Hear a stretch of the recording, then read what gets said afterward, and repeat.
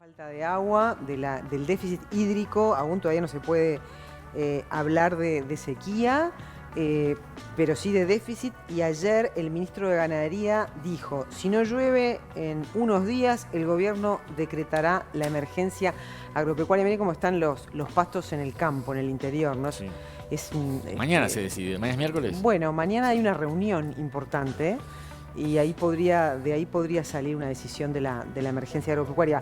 Mira, tenemos para mostrarle, señor Teo, el mapa de lo que es el riesgo por incendio forestal que emite el INUMET. Mirá lo que es el Uruguay. Wow. Mirá lo que es el Uruguay. Todo lo que está en rojo es riesgo muy alto de incendio forestal. Se salvan ahí algunas zonas sobre el sureste del país, algunas ahí abajo en el litoral. Por allá arriba, al norte también, pero después mira cómo está todo. Y esto puede agravarse, tiende a agravarse lamentablemente, máxima que se esperan otras 48 horas de una ola de calor que vos decías, Jimé, de temperaturas de 35, 40 grados. No ayuda, no hay humedad en los suelos, ¿no? No. Y evidentemente uno teme por los incendios forestales porque ahí está la producción del país, claramente, ¿no? Todo el sector agrícola, agroexportador, en definitiva. Es preocupante y vamos a conversar con Juan Brea Sarabia, que es productor rural de Santa Clara del Olimar, decíamos, límite de Tacuarembó y Cerro Largo. Tiene el escritorio Juan Brea Sarabia, trabaja en diferentes zonas del país, recorre, sabe, conoce la situación del déficit hídrico en varias zonas del territorio. ¿Cómo anda, Juan? Gracias por acompañarnos esta mañana. ¿Qué dice?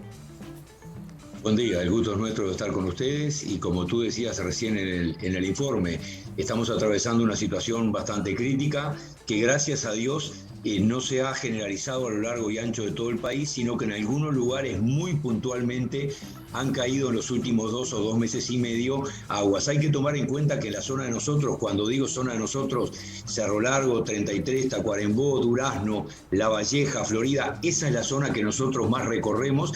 Hay lugares muy complicados, pasamos un invierno bueno, la salida del invierno pintó una primavera, agosto y septiembre excepcional. Hubo un agua generalizada en el mes de septiembre que fue muy buena, entre 100 y 140 milímetros, pero después de ahí se cerró la canilla y te diría que en estos 2 meses y medio que vamos ya finalizando la primavera, las aguas no han sumado entre los 2 meses y medio los 30 milímetros. Entonces hay situaciones muy, pero muy complicadas, como mostraban en el mapa ustedes recién del país. O sea que me imagino que todos esperan la emergencia agropecuaria, ¿no? Que decreten las autoridades, porque evidentemente se está en una emergencia. ¿Qué tanto falta para llegar a una sequía? Porque hoy se habla de déficit hídrico, que no es lo mismo, ¿no? La sequía es como un paso más. Sí, hay lugares como la zona de Paso de los Toros y toda esa zona del medio que ya están en plena sequía, con los ganados perdiendo pesos, son zonas muy complicadas. Hay que entender que cuando el gobierno decreta la emergencia agropecuaria, normalmente es después de... O sea, después de tener 2 meses y medio o 3 meses sin lluvia, ahí el gobierno tiene que activar el mecanismo de emergencia agropecuaria que trae aparejado asistencias en la parte crediticia, que los ganados se puedan pastorear en las calles, un montón de medidas. Pero el productor, antes de llegar a que el gobierno decrete, ya estamos tomando medidas hace 2 meses porque vemos que la situación se complica cada vez más y estamos viendo para adelante pronósticos que no son alentadores, y no solamente los calores o la ola de calores, como decían ustedes, sino los vientos. Hemos vivido una primavera con vientos como hace mucho tiempo. Yo soy corredor, corro en la ruta todos los días porque es la actividad que puedo hacer en Santa Clara de Olimar.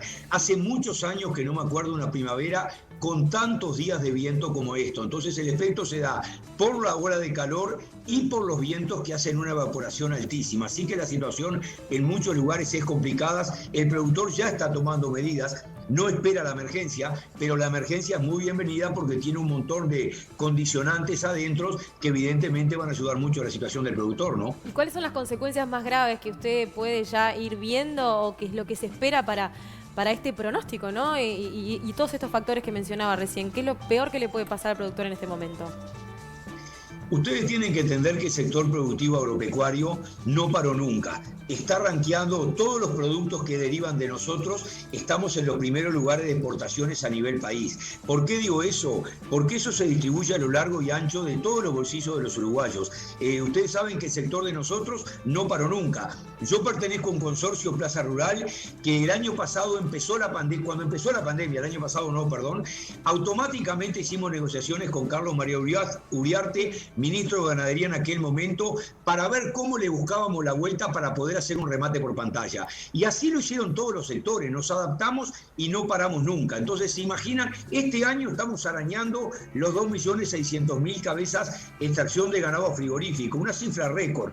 Entonces, cuando pasan estas cosas como la sequía, evidentemente es un ancla, un tirón de la cola muy grande, no para los productores, porque la gente puede pensar, es para un productor. No, eso se prolonga y se distribuye a lo largo y ancho de toda la economía del país. O sea que las afectaciones son realmente importantísimos a nivel nacional. Teniendo en cuenta otras emergencias agropecuarias que existieron en el país, quizá tan graves como pueden ser estas, ¿no? ¿Se puede hacer un estimativo de las pérdidas económicas del sector? No, es muy difícil porque recién estamos en la primera etapa de la sequía. Los estimativos en relación a estos temas se hacen cuando los periodos pasan, porque hacer estimaciones sería proyectarnos al futuro y nosotros personalmente no lo hacemos. Lo que tenemos bien claro es que tenemos un gobierno que hoy en día está atento ante la situación.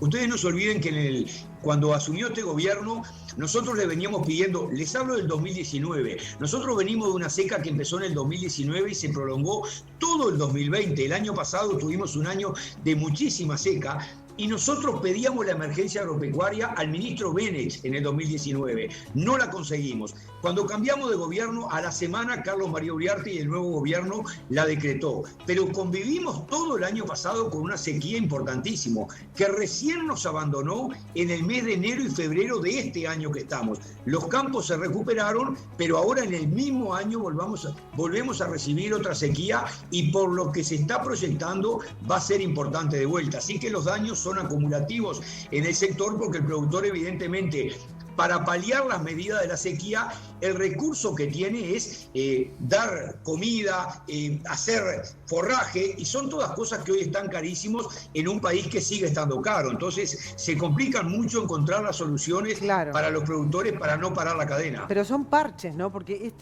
esto que usted relata lo hemos escuchado hace décadas y parecería que el sector, no sé si es el sector agropecuario quien no aprende a realmente tomar previsiones. Porque, por ejemplo, ahora hay sequía, no hay bebederos para los animales, no hay agua en el campo para que los animales se hidraten, por ejemplo, ¿no? En su momento, me acuerdo, en el gobierno de Mujica se planteó el llevar adelante en el campo una política para que haya reservorios de agua. ¿Eso no se hizo?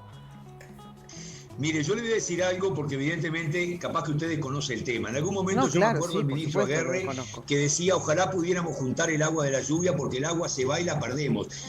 No vayan a creer que son soluciones fáciles, son soluciones sumamente caras y en la mayoría de los casos no son practicables. Lo que sí se puede hacer son pozos y ese tipo de medidas que no tengan ninguna duda que el productor las ha hecho. Si el productor no las hubiera hecho, ya estaríamos hablando de consecuencias de este tipo de sequía mucho más alta, porque el productor se prepara, porque el productor invierte, porque el productor gasta antes de que el gobierno decrete la emergencia sanitaria, es que el país ha podido superar las 2 millones o alcanzar las 2.600.000 reses de extracciones, y es que el sector productivo agropecuario encabeza las exportaciones en todos los productos. Eso es porque el productor se prepara. A veces desde Montevideo, desde un escritorio, es fácil pensar que el productor puede hacer otras cosas, pero cualquier medida que tome el productor tiene un insumo económico sumamente alto y por eso es que no se hacen más cosas. Esa es la realidad de lo que está pasando o de lo que pasa en la agropecuaria nacional.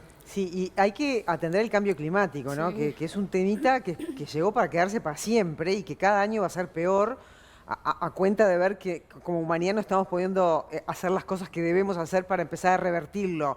Desde ese punto de vista, no va a pasar siempre esto, ya sea que sea la niña, que sea el niño, pero siempre vamos a tener un problema. ¿Y cómo se trabaja, ¿no?, en un agro sustentable también en nuestro país, ¿no? Que se están haciendo muchas cosas, pero también queda mucho por hacer.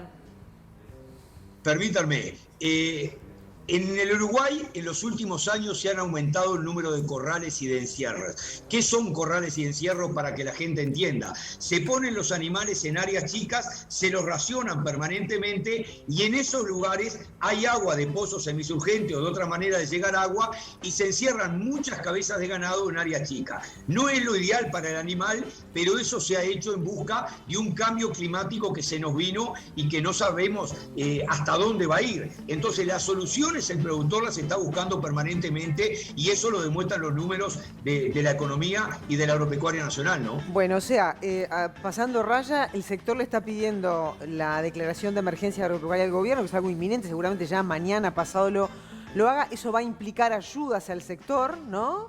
Ya sea con créditos blandos, como también llevar insumos para el ganado. ¿Y qué más le pide el sector agropecuario al gobierno en esta circunstancia?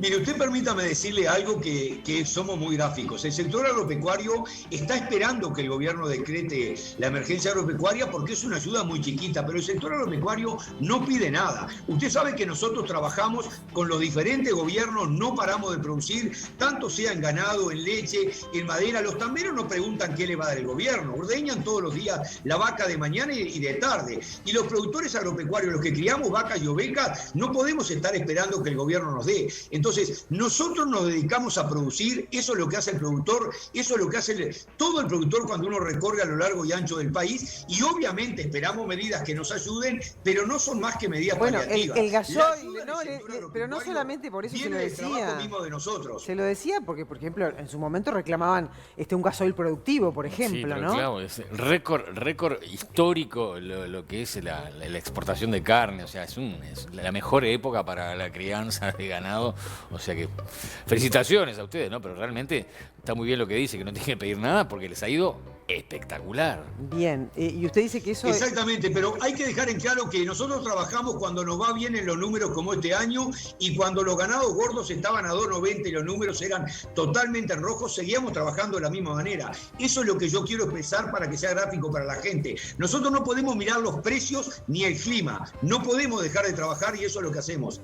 Bien, ¿y Un Solo Uruguay entonces está representado por lo que usted está diciendo? No, yo no estoy hablando en nombre de Un Solo Uruguay, yo estoy licenciado en Un Solo Uruguay. Yo sé que no. Ah, no sabía. Estoy hablando como productor y evidentemente como representante de muchísimos clientes que tenemos que integran la cartera del escritorio que no hacen más que sentir y expresar lo que decimos nosotros. Nosotros a veces somos la boca que podemos decir lo que nuestros clientes nos expresan todos los días en el escritorio y tratamos de ser gráficos con lo que decimos. ¿Y por qué está distanciado de Un Solo Uruguay? Porque hace un tiempo bastante largo en el cambio de gobierno, yo entendí que este gobierno estaba haciendo muchas cosas por las cuales nosotros habíamos peleado desde Un Solo Uruguay.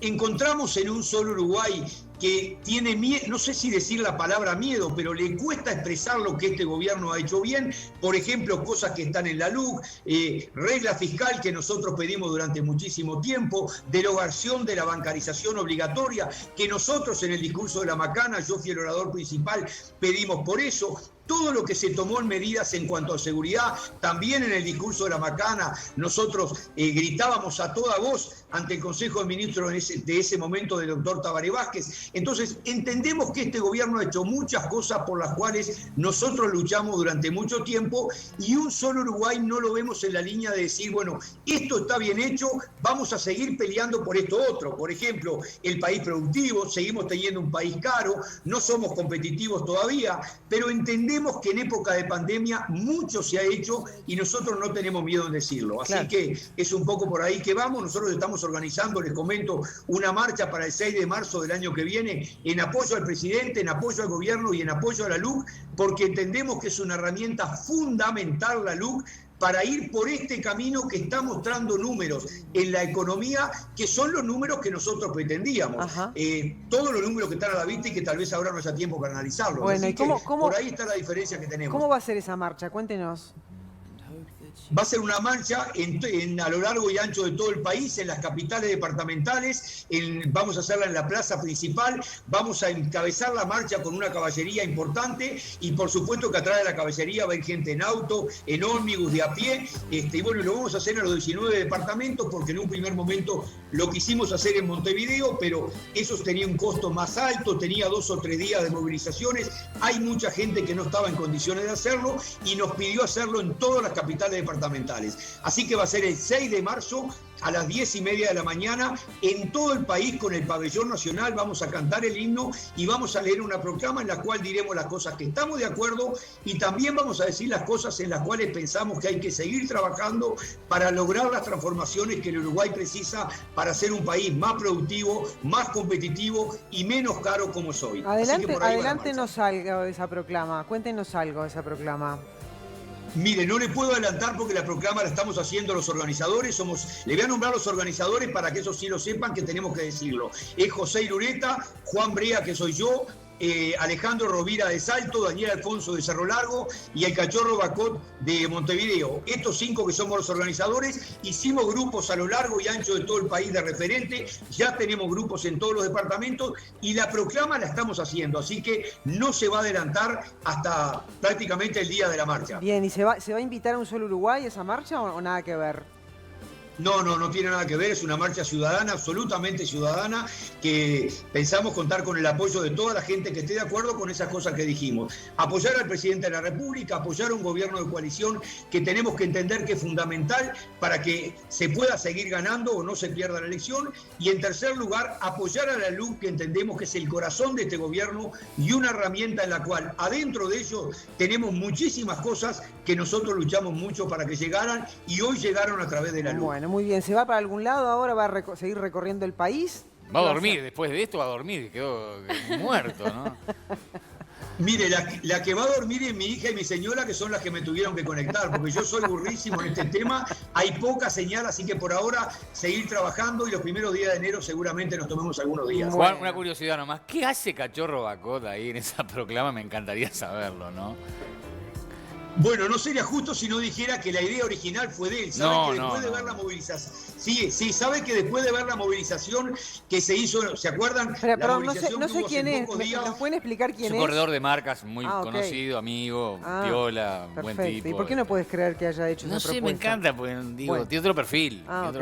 Pero Esto salió después de la marcha, ¿se acuerdan que se hizo en apoyo al extinto presidente Tabaré Vázquez, que se hizo una marcha a Montevideo y fueron 27 gauchos a caballos, algunos de ellos con championes? Bueno, ahí dijimos, no puede ser que estén llamando a los gauchos, a la gente del interior y que nosotros nos quedamos quietos. Entonces ahí surgió en la cabeza del Cachorro la idea, nos llamó a nosotros, hicimos ese grupo organizador y llamamos a todos los referentes que nos ayudaron a hacer la marcha en la asunción del presidente Luis Lacalle y hoy tenemos grupos en todos los departamentos y estamos haciendo una movida que esperemos sea una cosa linda a lo largo y ancho del país. Está bien, pero usted habla del apoyo al presidente, pero también dentro del sector rural habrá gente de la oposición al gobierno que va a acompañar, ¿no? Sí, por supuesto. Esto es un movimiento ciudadano. O sea que decimos que vamos a apoyar al presidente, a la coalición y a la LUC. Y si hay gente de la oposición que esté de acuerdo, bienvenido sea. Repetimos, es un movimiento ciudadano sin banderas políticas. Bueno, muy bien. Le vamos a agradecer el tiempo, ha sido muy gentil y esperemos que todo se vaya ordenando de a poquito, ¿no? Que dicen ahí afuera que los zapallos, tener más novedades de nosotros. Los zapallos se van acomodando en el camión, ¿no? Así que esperemos que así sea, ¿no? 6 de marzo, entonces. Ojalá que sea así y ojalá que la gente acompañe y muchas gracias a ustedes por los minutos que nos dieron.